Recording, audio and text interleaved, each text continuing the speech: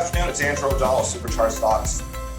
Really pleased to have Corey Diaz here, who is the CEO of Anfield Energy. Thanks for having me on. No problem. So I'm glad we have you here because a lot of attention is being placed on uranium for a lot of different reasons. There's a couple things I want to touch on. Is the uranium market itself, because we're seeing a lot more activity and where it should be. And then Anfield Energy, what's exceptional and what's so exciting about the opportunity with Anfield. So why don't we kind of lead off with your background is in capital markets. So you've got a good, strong sense of the markets and where uranium should be. So maybe you can let us know a little bit about yourself, why you got into the market, where you see uranium and where the opportunity is. Sure. So I've been in the uranium business for about 7 years now. I've been running Anfield for that entire time.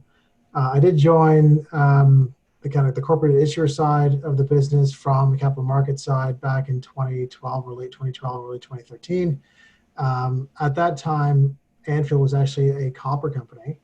And obviously the copper price in 2013 was starting to slide. So we thought, let's start looking around for kind of opportunities where we think there's a big disconnect between, where the price or the value of an asset is versus kind of what the upside potential would be.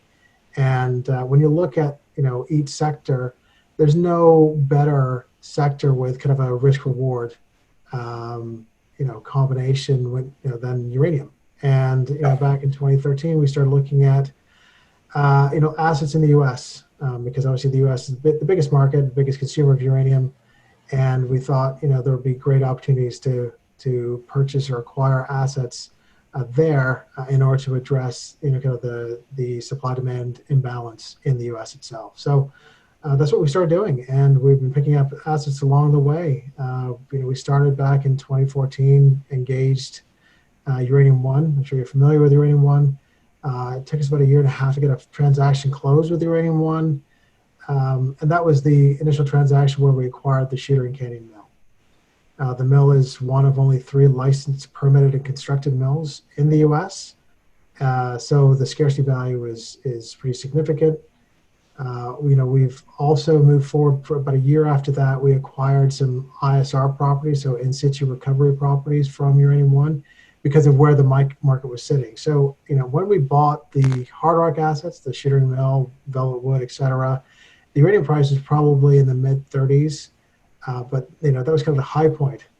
We all thought the price was going further north, but it's just been moving the other way. So, unfortunately, when you looked at where the market was going and you looked at kind of how production, prices or costs to produce were aligned, that the ISR side of the business was actually kind of a lower cost business. So, in order to bridge the gap between the high cost, the high growth opportunity from the conventional side, we thought, let's find something to kind of, get us into production in the nearer term. So as uranium price moves up, you'll hit the price point for production viability and ISR before you would hard rock. So we looked at some assets that Uranium One had in Wyoming, 24 products that I was looking to sell, and we said, okay, these are things that we'd like to focus on.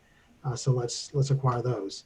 Because the other side of the equation is, it's great to have assets, mines, but you need a way to mill them or process them. And because we had the mill on the hard rock side, we thought, let's find a way to, achieve processing without actually having to create a processing plant ourselves. And that's where signing an agreement with Uranium One to use its facilities, existing facilities in Wyoming, made a lot of sense to us. So we signed a resin capture and processing agreement with Uranium One, which means we don't have to go through the licensing and permitting process, which could take years. And as a publicly traded company, you don't have a lot of time to kind of wait around. Investors aren't always that patient. The second thing is the cost. So, spending $25 to $50 million to build a plant, it'd make a lot of sense if we could actually, use one that's in existence already. So that was kind of our focus. These 24 projects kind of underpinned by a resin processing agreement that would allow us to get into production relatively quickly at a low cost. A couple of key points here, which is ones I always am attracted to, and that's that asymmetric risk game. The mining sector as a whole is being, kind of beaten up until recently getting a bit of attention, but specifically uranium has had a rough go of it for so long, especially whenever logically it shouldn't be, because when you're talking about clean, safe energy, Yeah. you're really talking nuclear. You're talking about uranium. And that's just not resonating with people. And for the obvious reason, they see a Fukushima and they get worried. But the reality, though, is if we want to move away, that is right today, barring any major breakthrough tomorrow in science, we're talking nuclear. You have to. If we're coming off the fossil fuels, which is 80% of the market or so, and we want to have this electrification of the future, the utility companies and the power grids, they need power. It needs to come from nuclear.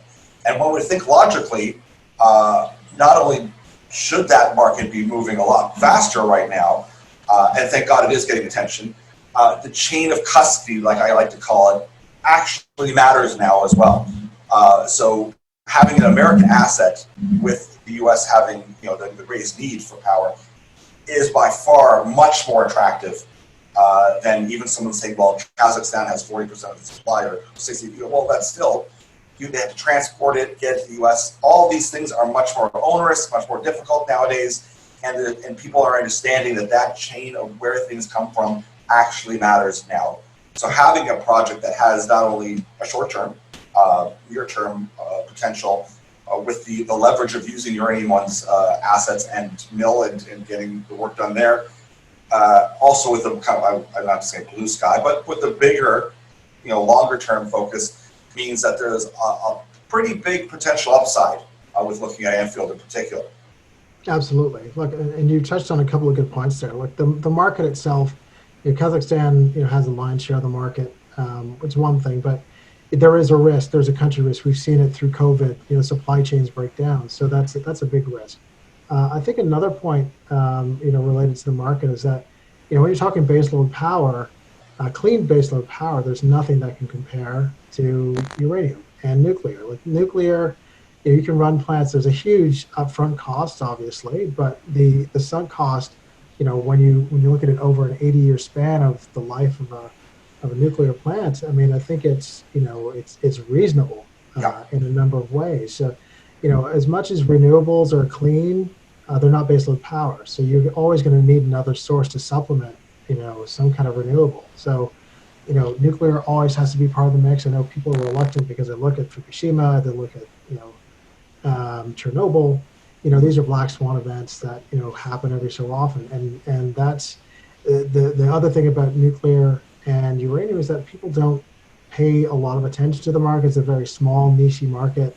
So when you have a little bit of knowledge, it scares people. They don't, they focus on the negatives. But if you look at how many, there are 440 plants in the world, and you've had Fukushima, which admittedly took a few nuclear plants out, but when you look at the overall number and the number of times things have happened, it's pretty minuscule in the overall scheme of things. At the end of the day, if you are looking to commit to clean power and you're concerned about climate change, nuclear has to be part of that mix.